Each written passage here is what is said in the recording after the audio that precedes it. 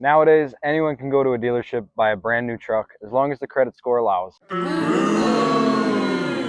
But not everybody can take a truck that looks like this and turn it into this, or this, or this.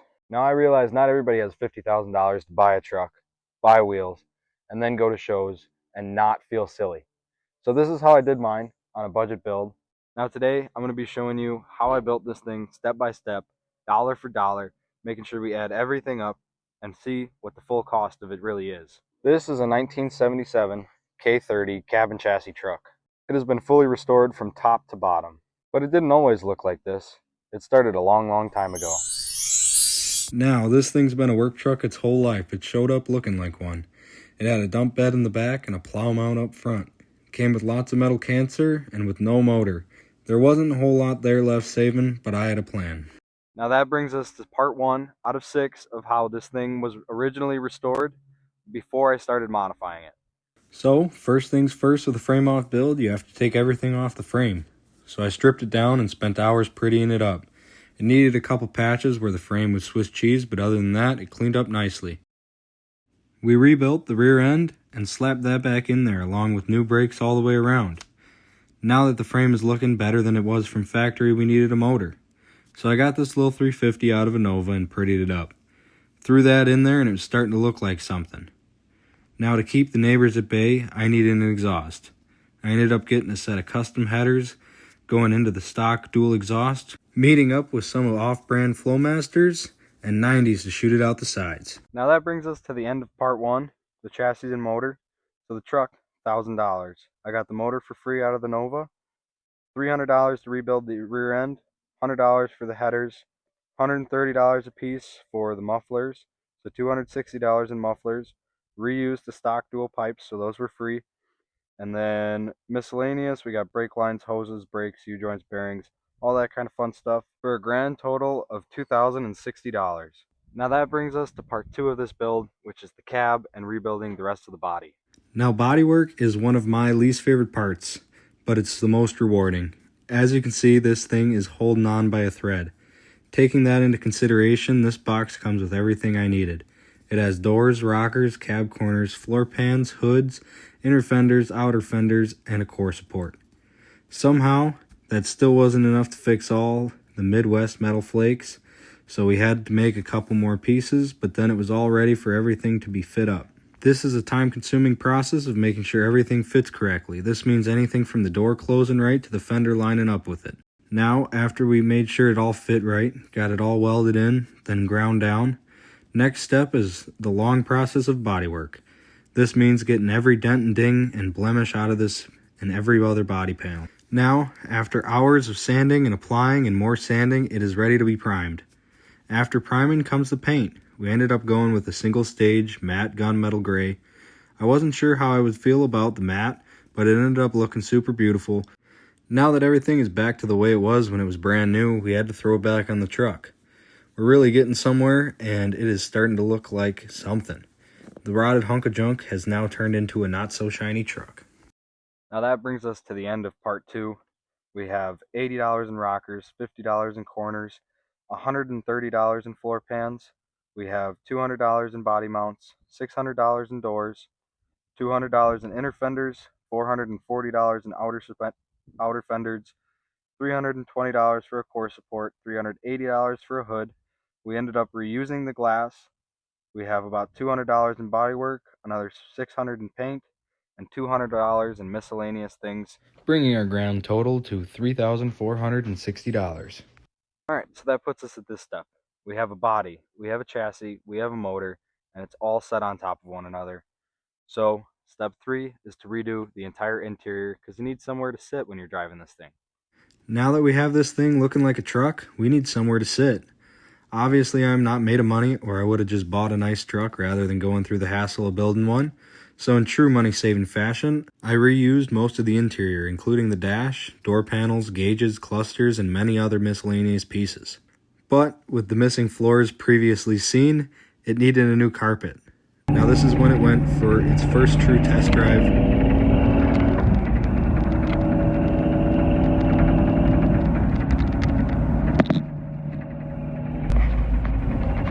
Oh, very nice seats. Very nice. You going for another hot lap?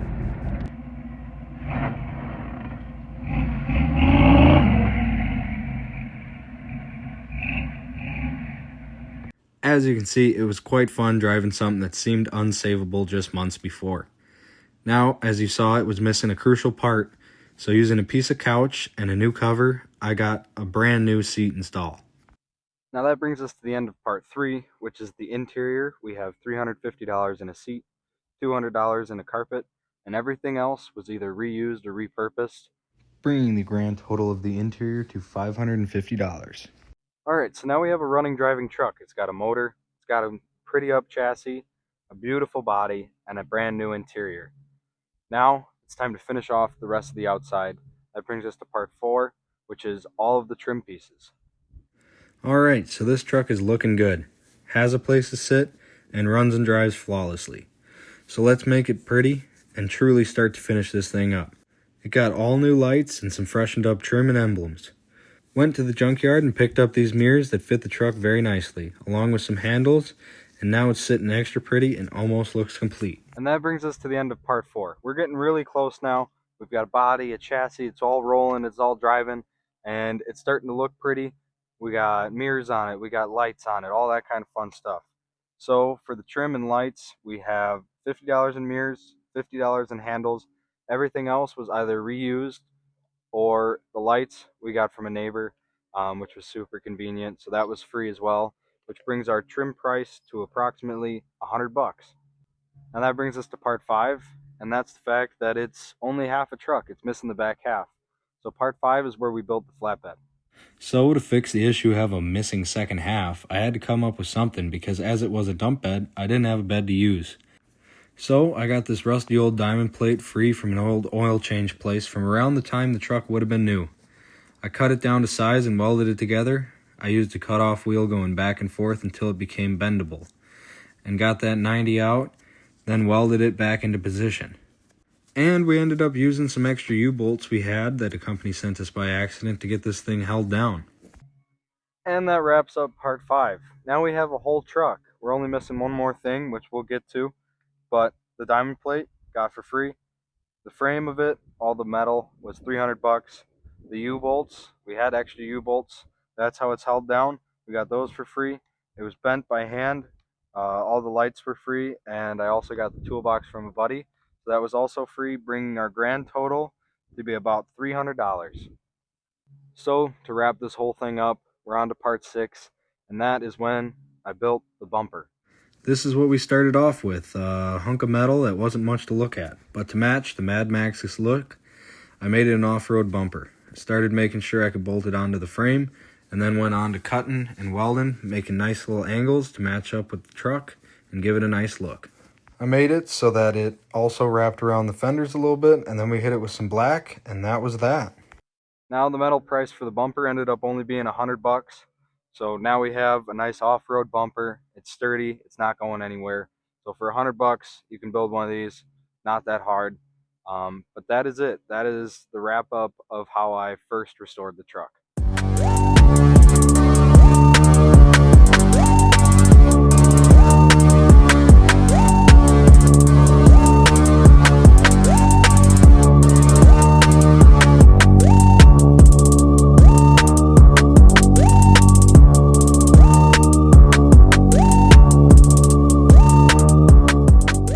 So, total restoration for the first part of the truck was about $7,000.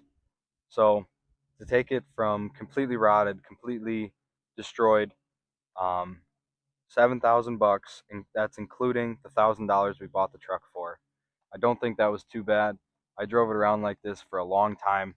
I really like the look, but now let's get into modifying it. Now, first modification we did, not very exciting. It was just a headache rack, but I'm going to show you guys how I built that. This was pretty easy to make comparatively to the flatbed.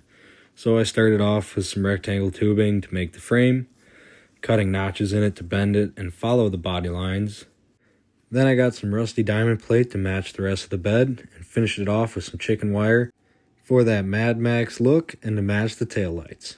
Alright, so the headache rack, that put us behind about $300 in metal.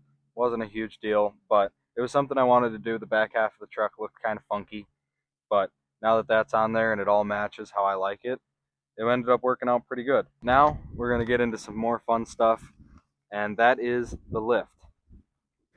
Being as this is a 50-year-old truck, it is not easy to find a lift for it, especially being a dually cabin chassis truck. I ended up with a Skyjacker 6-inch lift.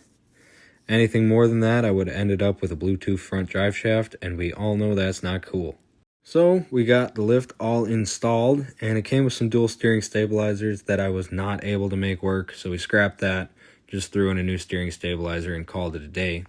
I still ended up needing a front drive shaft with some more angle, so I slapped that on it now, and it is ready for anything. But it was still missing something. It still needed that old school touch, so we used some aluminum, smushing together some plastic to make an old school bug guard. Now, back in the day, it was super popular to put stickers on there of the name of your truck, like Mud Max or whatever you felt like. I still need a name for this thing. As you can see, it is still bare. So, comment what you think. Alright, so the bug guard ended up being about $100 in plastic and aluminum.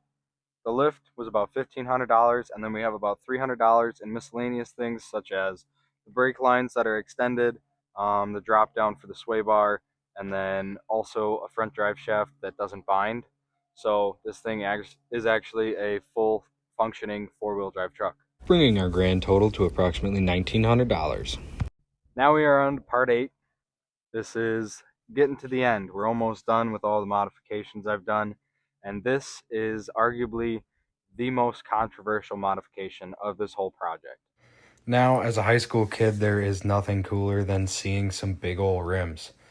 I had never owned any before, so these were my first ones.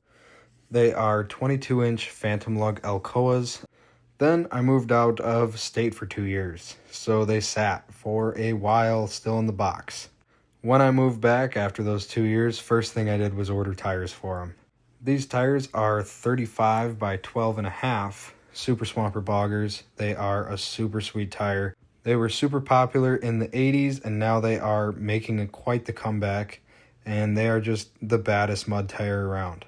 Now, to match the width in the rear and the fact that these cabin chassis trucks have a smaller front differential, I put some spacers on the front of here just for fun, just to match the rear, and it gives this thing quite the nice stance. Now these wheels are part 9, and they set me back quite a bit.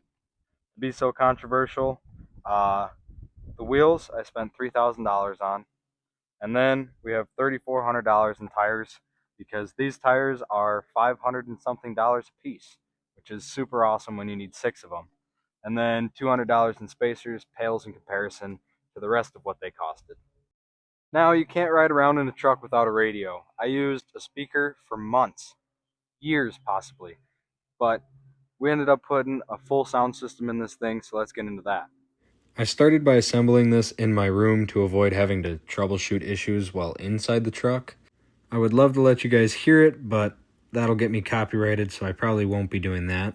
I ended up going with a radio that fit right in the stock location, but has complete Bluetooth, so that's pretty nice. There are 2 6x9s behind the seat, along with a 12-inch sub with a built-in amp. Then there's one more underneath the dash that I custom built a mount for, and slapped that in there, and she is complete. So, safe to say, this thing bumps. Being a single cab, it's way more noise than I need, and for the grand total, we have $1,000 in stereo equipment in there. Now that brings me to my most recent addition, which are the traction bars, and then also these chrome fender liners here that I really think add to the truck. Now these traction bars I fully made myself. I'm not going to spend too much time on them because I do have a full video of how I made them. They bolt onto the frame, and then they bolt into the U-bolts, the bottom side of the U-bolts down there. I think they're super nice. They add a nice little look to the truck, and yeah, if you want some, go and check out my video. I did make a full video on how to make these. And then the fender liners are super simple. I think they had them from factory, some of them, but these are just remans. But I think they add a little bit to the front end, add some more chrome to something that, was a little boring before, but now it fits with the rest of the truck. So those were my most recent modifications. The traction bars I built myself for about 290 bucks, and then these were $60.